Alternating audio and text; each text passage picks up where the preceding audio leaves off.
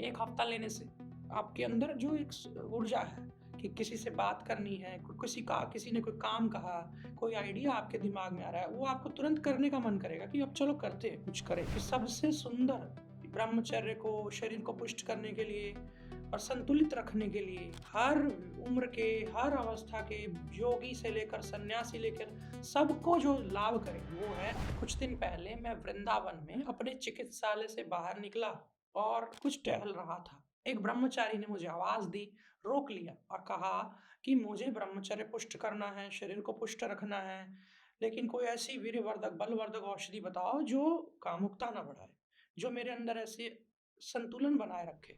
तो मैंने भी दिमाग पर जोर दिया और मेरे पूरी आज तक के अनुभव, कैलकुलेशंस, सारी चीज़ों को एक साथ मैंने जो मेरे अंदर चली, है ना, न्यूरॉन्स जो भी फायर हुए, उसके बाद जो रिजल्ट्स मेरे ब्रेन ने दिए मुझे, वो ये दिए कि सबसे सुंदर ब्रह्मचर्य को, शरीर को पुष्ट करने के लिए और संतुलित रखने के लिए हर उम्र के, हर अवस्था के, योगी से लेकर सन्यासी लेकर सबको जो लाभ करे वो है आंवला शहद। आंवला कद्दूकस करें और उसको बराबर मात्रा में शहद में डाल दें, या यूं कहें इतने शहद उसके ऊपर से डाल दें जिससे वो सारा डूब जाए। कांच की जार में रखें ताकि किसी अन्य धातु का इसको स्पर्श ना मिले, क्योंकि फिर उस धातु के संस्कार उसमें ज्यादा आने की संभावना रहेगी। उसकी प्रकृति या तो बहुत बेहतर भी हो सकती है अगर आपको समझ है कि इस धातु में डालने से ये हो जाएगा, और अगर आपको समझ नहीं है उस धातु की तो आप उसको खराब भी कर सकते हैं। इसलिए हम बोलते हैं कि कांच के जार में रखें। कोई वो न्यूट्रल होती है, रेत से बनता है कांच, आप उसमें कोई भी एक्टिविटी नहीं करेगा, अपना योगदान नहीं देगा, दोनों चीजें आपस में टकराएंगी। शहद और आंवला, शहद भी ठंडा है तासीर में और आंवला भी ठंडा है। अब शहद योगवाही है, योगवाही का मतलब होता है जिसमें मिला दो उसी की तासीर को एनहेंस कर देगा। तो इसीलिए कई बार हम शहद को गरम गरम चीजों के साथ खाते हैं, अदरक के साथ, तो ये गरमाइश देता है। हम किसको कभी दूध में डालते हैं गुनगुने, तो हमें गरमाइश देता है, लेकिन लस्सी में अगर शहद डाल देते हैं तो ठंडा करता है। इसलिए शहद की अपनी तासीर इतनी ज्यादा है नहीं। हाँ, एक्सेस में कोई व्यक्ति बहुत ज्यादा लेता है तो हीट इतनी ज्यादा हो जाती है, वो उस वजह से होती है कि एक साथ एनर्जी बॉडी में चली गई, वो बॉडी में ब्लास्ट हुआ है, वो एक हीट थोड़ी देर के लिए रह सकती है, 1-2 दिन के लिए।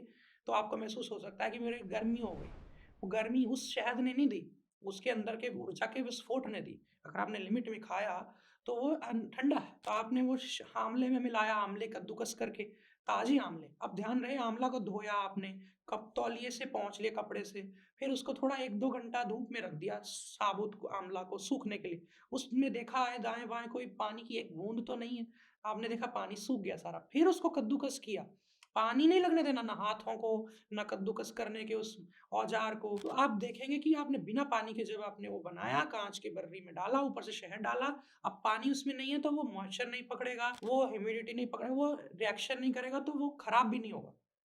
कई लोग लापरवाही में करते हैं तो उनकी फफूंद पकड़ लेते। इसको कद्दूकस करके दोनों को मिला के धूप में रख दिया, बंद करके जार, कोई मक्खी मच्छर ना बैठे इस पे, है ना। जब ये 1 दिन, 2 दिन, 3 दिन धूप में रहेगा, शाम को वापस ले आना, क्योंकि शाम को चंद्र की रोशनी में अगर आप रखेंगे तो इस पे कपड़ा लगा के रखें, ढक्कन उतार दें, कपड़ा लगाएं, 2-3 मलमल के कपड़े को तय करके ऐसे कपड़ा डाल के ऊपर से धागा बांध दें ताकि उस पे कपड़ा रहे, ताकि रात को ये ठंडा होने की वजह से चांद की रोशनी में ये छोड़ेगा पानी की नमी, और वो मलमल का कपड़ा एब्जॉर्ब कर लेगा उस पानी को, नीचे वापस बूंदें उसमें नहीं गिरेंगी। और अगर आपने ढक्कन समेत पड़ा रह गया छत पे, आप जहाँ भी ढकते हैं उसको, चांद की रोशनी उस पे रात को पड़ी या ठंडक उसको लगी, अब वो पानी उसके अंदर वापस गिरा, यदि ढक्कन पे आ जाता है पानी औंस सारी, और रात को फिर उसमें नीचे पानी अगर गिरा तो चांसेस है कि वो खराब हो जाए। इसलिए या तो उसको अंदर ले आओ या फिर उसको चांद की रोशनी के लिए प्रिपेयर करो, उस पे मलमल का कपड़ा रखो, ठीक। तो आप देखेंगे कि आप अगले दिन मलमल का कपड़ा बदल भी दिया। तो आप 2-4 दिन, 7 दिन धूप लगवानी है, चांद की रोशनी दिखानी है उसको, तो चांद की ऊर्जा भी आ गई उसमें, सूर्य की भी आ गई। खाली अगर आपको पाचन कमजोर है, हाजमा नहीं है, खाली सूर्य की रोशनी उससे उसको संस्कारित कर लो, सूर्य तापी बन जाएगी वो। तो अगर आप जैसा चाहते हैं, क्रोध आता है, आवेग आते हैं, है ना, आपको शीतलता भी चाहिए और ज्यादा, आप दोनों ही ऊर्जा से पुष्ट होना चाहते हैं, तो सूर्य चंद्र दोनों करो। आपने ये कर लिया, नहीं करना कुछ, भाई इतना कौन करे, बिना उसके भी घर में बना के अंदर रख दो, 2-4 दिन में वो आपस में रच मिच जाते हैं, एक रस हो जाते हैं, एक रस होंगे, फिर उसका उपयोग करना है, फिर वो अच्छा लाभ करेगा, नहीं तो गला पकड़ेगा, खट्टा अगर अलग है, मिठास अलग है, 2 टेस्ट आ रहे हैं आपको लेने से, तो इसका मतलब वो गला पकड़ेगा। ना भी पकड़े गला, हर किसी का नहीं पकड़ता, इम्यूनिटी कमज़ोर वाले का पकड़ता है, लेकिन फिर भी उतना लाभकारी नहीं। तो आप उसको थोड़ा-सा दोनों चीज़ें ठंडी हैं, अब उसमें थोड़ी काली मिर्च मिला देते हैं कई लोग कूट के थोड़ी, कई लोग त्रिकटू चूर्ण मिला देते हैं, सौंठ, काली मिर्च, पीपल। डालना उतना ही है जितने से फ्लेवर आए। कई लोग उसमें थोड़ा सेंधा नमक मिला देते हैं, कइयों को बहुत अच्छा लगता है उसका टेस्ट उससे। फिर वो पेट के रोगों में नमक मिलाते हैं, वो पेट के रोगों में अच्छा देख लाभ। लेकिन फिर बाकी चीज़ों में इतना उसका गुण नहीं है। बालों में या अन्य शरीर के वीर्यबल में नमक डलने से फिर वो वीर्यबल से चीज़ें अलग दिशा में नहीं जाने लगती है, हाजमे की तरफ जाने लगती है। तो अगर आपको लगता है नहीं मुझे थोड़ा इसको रसायन की तरह लेना है, तो फिर नमक नहीं। तो इस तरह से आपने लिया, रोज़ सुबह उठ के खाली पेट 2 चम्मच, 3 चम्मच, आप देखेंगे 1 हफ्ता लेने से आपके अंदर जो एक ऊर्जा है कि किसी से बात करनी है, किसी ने कोई काम कहा, कोई आइडिया आपके दिमाग में आ रहा है, वो आपको तुरंत करने का मन करेगा कि अब चलो करते हैं, कुछ करें। ऐसी ऊर्जा, ऐसी स्फूर्ति, क्योंकि नए ब्लड सेल फूटेंगे, नई कोशिकाएँ बनेंगी, पुरानी कोशिकाओं में जो ऊर्जा मंद बढ़ गई, वो संचार बढ़ेगा। आपके अंदर से जो एक करंट है, वो तेज़ हो जाएगा। ये सारी चीज़ें आप करके देखें। कितनी देर करना है इसको? सीज़न में आप रेगुलर खाइए 1-2 महीना। आँवला खाने की ऋतु यही है, शरद ऋतु से लेके एक एकादशी आती है, मुझे भूल गया, वो आँवला की एकादशी होती है। वहाँ से शुरू करते हैं लोग आँवला खाना, और फिर पूरी सर्दी, फिर पूरा जब तक आँवला मिलता रहता है, तब तक लेते हैं। फिर ग्रीष्म ऋतु में फिर आँवला नहीं मिलता, तो अगर ये बना हुआ पड़ा है, तो आपने पहले से स्टोर करके रख लिया, क्योंकि इसकी शेल्फ लाइफ बहुत लंबी है। शहद एक अपने आप में नेचुरल प्रिजर्वेटिव है, तो ये 2 साल नहीं खराब होगा। बीच-बीच में थोड़ी-थोड़ी धूप देनी पड़ती है, सीज़न बदलने पे हिलाना पड़ता है।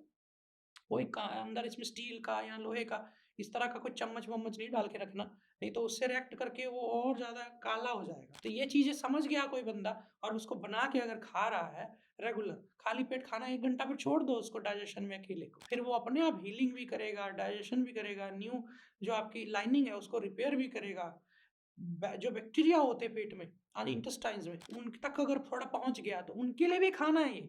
बैक्टीरिया अकेले क्या करेंगे वहाँ पे? कीर्तन करेंगे? कुछ नहीं। वो खाने की चीज़ें माँगते हैं अच्छी-अच्छी, तो सुबह खाली पेट खाया, पहले ही जाके तुरंत डायरेक्ट उनको ये मिला, तो ये और भी लाभकारी हो गया। ब्लड में तुरंत पहुँचता है इसका असर, क्योंकि शहद जो है, यूँ पेट में गया और यूँ डिज़ॉल्व होके ब्लड में जाता है। ये शहद का गुण है, और जिस स्रोत तक दवाई नहीं पहुँच पाती, वहाँ शहद की हिम्मत होती है, शहद ले जाता है अपने गुण को। तो ये सारी चीज़ें अगर आँवले के संस्कार शहद के आँवले में आ गए, तो दोनों मिल कर के एक बेस्ट कॉम्बिनेशन है। और अगर इसको 12 मास खाना, 12 मास खाओ। बीच में खा लिया, बीच में बंद करना, कोई दिक्कत नहीं है। खाने के बाद एक 48 दिन मिनिमम टाइम होता है, 48 डेज़। इतना अगर किसी ने कर लिया तो एक साइकिल बन जाता है, बॉडी में इम्यूनिटी की शील्ड बन जाती है कि मेरी इम्यूनिटी अब अच्छी हो गई, जल्दी-जल्दी कफ जुकाम नहीं होगा।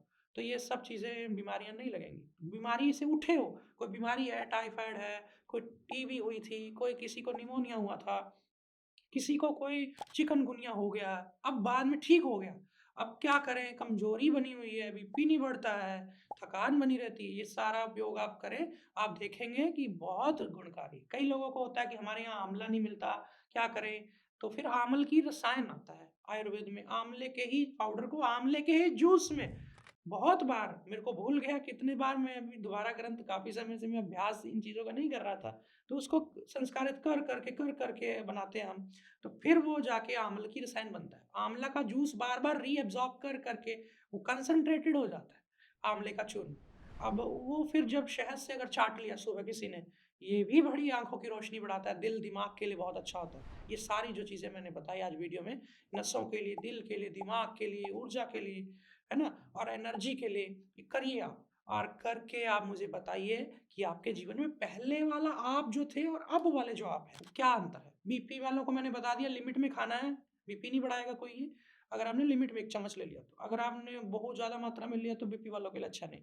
फिर शुगर हो, डायबिटीज़ हो तो भी 1 चम्मच लेने से कोई हर्ज नहीं। फिर आपको कोई गठिया है, प्रेगनेंसी में बहुत हनी नहीं देते, तो इसको हनी की बजाय उसमें उस वक़्त देसी खांड डाल करके इसमें डाल के रख दें, गुलकंद बन जाएगी आँवले की, वो ले लें प्रेगनेंसी में, कोई दिक्कत नहीं। डिलीवरी के बाद तो वैसे ही लेना है इसको, अच्छा है, ज़्यादा मात्रा नहीं, लेकिन सुबह के समय शीतल है ना, तो सूर्य की रोशनी में शीतल चीज़ें अच्छी होती हैं। बाकी फिर भी कोई डाउट है, कोई क्वेरी है, कोई बात रह गई है, मैं बोलते-बोलते कई बार नहीं उस चीज़ को पकड़ पाता हूँ, बाद में वीडियो के बाद में मुझे भी याद आती है, अरे! मुझे ये बात बतानी थी उसमें, तो मैं कमेंट्स में भी नीचे आपकी मदद करूँगा और आप भी मुझे पूछिए।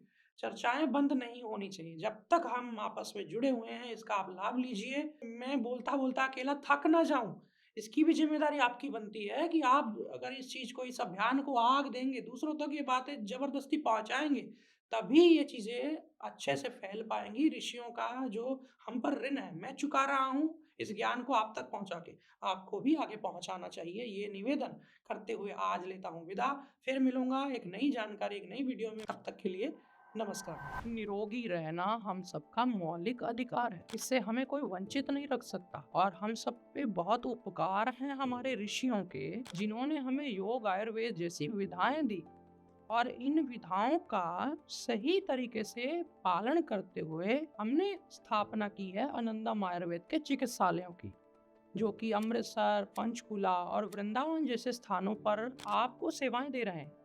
आप वहां जाकर के जब हमारे वैद्यों से परामर्श करेंगे, तो वे आपको आयुर्वेद के मूल सिद्धांतों और मेरे खुद के जो निर्देश हैं, जिससे कि रोगी का जल्द से जल्द जो भला हो सके, इस भावना को ध्यान में रख करके हमने ऐसे प्रोटोकॉल्स, ऐसे नियम, ऐसे सिद्धांत वहां पर, आदर्श वहां पर स्थापित किए। आप वहां जाकर के चिकित्सकों से जब आप मिलेंगे, आपको ऐसा अनुभव होगा कि आपने आयुर्वेद की विधा को सही ढंग से प्राप्त किया है। आप जाकर के जरूर उनसे मदद लीजिए। जो लोग भी फंसे हुए हैं रोगों में, व्याधियों में, उनका भला हो, ऐसी भावना से मैंने आप सबको ये सेवाएं आप सबके लिए शुरू की हैं।